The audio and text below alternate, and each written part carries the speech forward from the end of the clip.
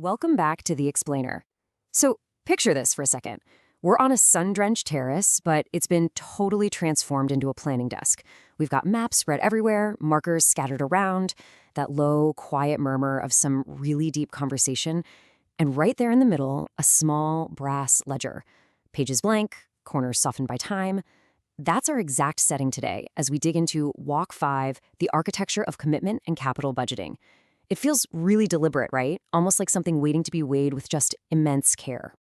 Okay, let's dive into this. Mira, who's one of the main figures in our text, actually sets the stage perfectly here. She says, investment is not just an expense, as expression, the way we commit to a future. Just think about that for a second. You know, we usually look at financial budgeting as this cold, hard spreadsheet of costs, but Mira reframes it so beautifully. She's saying it's a deeply human act. When we spend capital, we're quite literally expressing our vision for the future.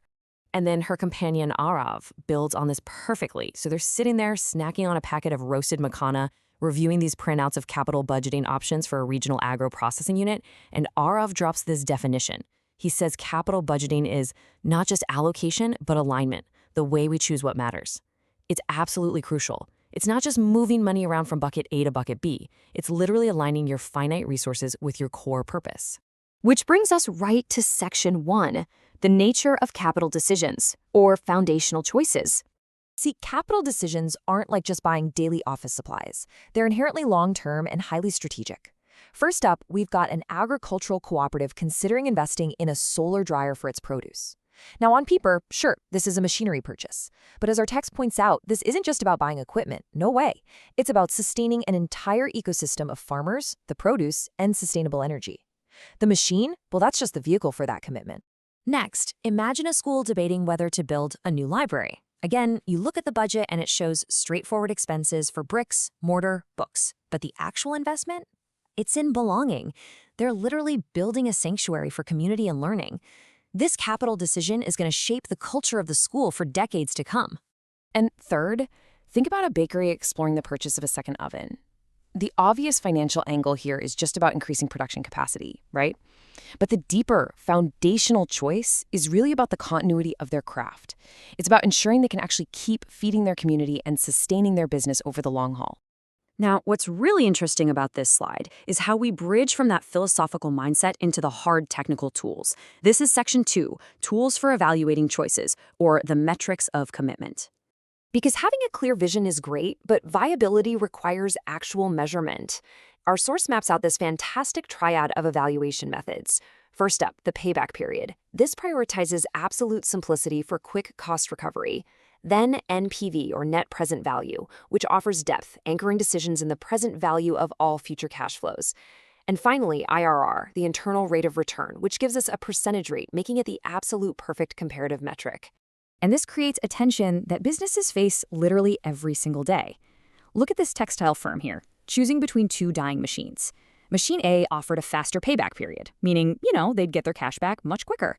But Machine B offered a higher net present value, meaning it actually generated more wealth over its total lifespan. Ultimately, the firm chose Machine B.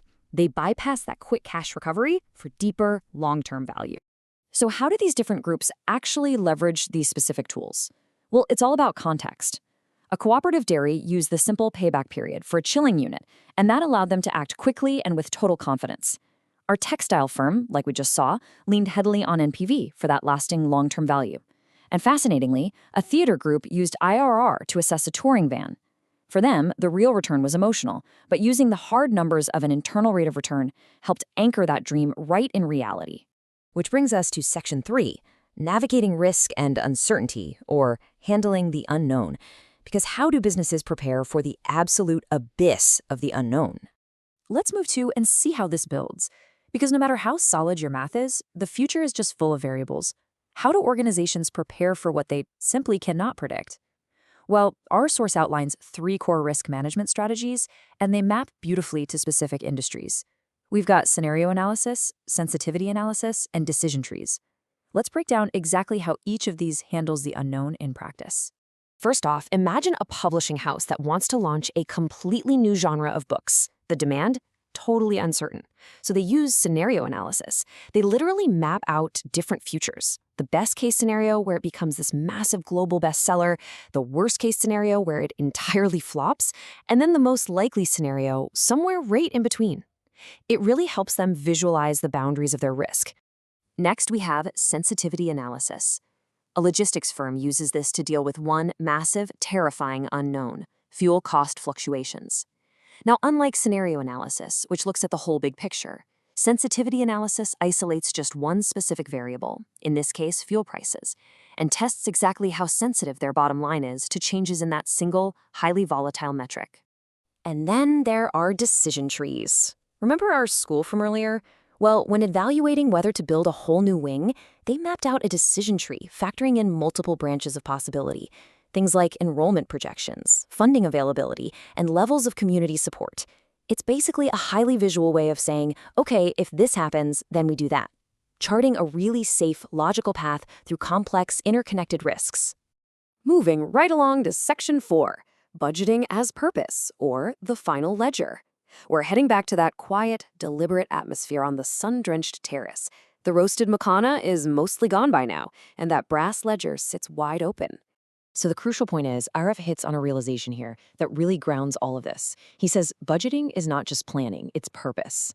All these formulas we've talked about, the NPVs, the IRRs, the decision trees, they aren't just cold mathematics. They are structural tools designed to align our finite resources with our deepest value. Which leads us right to the reflections our characters write down at the end of the day. And honestly, I want to ask you directly, as you reflect on your own life, what are you investing in, emotionally, practically? When you look at exactly where you spend your time and your money, what ecosystem, what belonging, or what continuity are you funding? Push yourself a little further with this second question from their notebook. How do you evaluate your choices? Do you use some mental version of the payback period, always looking for quick, simple, immediate returns? Or do you lean towards something more like net present value, where you're actually willing to wait patiently for a deeper, much more lasting return on your personal investments? And finally, what risks do you honestly honor, and how do you prepare for the unknown abyss of the future? Our source ends with Mira and Arav literally ringing a brass bell, not to mark an end, but to establish a rhythm. I really want to leave you with that lingering thought today, just letting the sound of that bell resonate. Your budget, whether it's for a massive multinational corporation or just your own household, is the architecture of your commitments. I hope this explainer gave you the tools to structure yours beautifully. Keep learning, and we'll see you in the next one.